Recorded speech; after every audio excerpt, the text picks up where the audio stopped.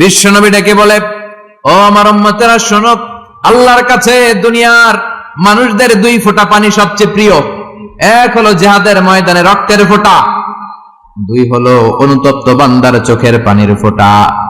কত ভুল আপনি করেছেন, কত অন্যায় আপনি করেছেন, কত পাপ আপনার হয়েছে, কত মিথ্যা আপনি বলেছেন, কয় ওয়াক্ত নামাজ ছেড়েছেন, কয় লাখ টাকা ঘুষ খেয়েছেন, কত যৌতুক আপনি খেয়েছেন, কত মিথ্যা আপনি বলেছেন।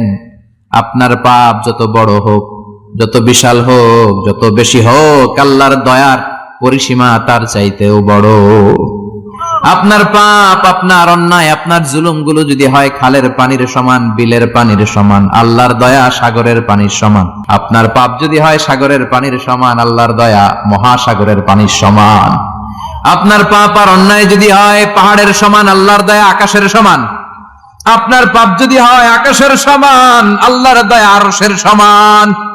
এজন্য আল্লাহ বললেন, ইয়া আইয়ুহাল্লাযীনা আমানু তুবু ইলাল্লাহি তাওবাতান নাসুহা।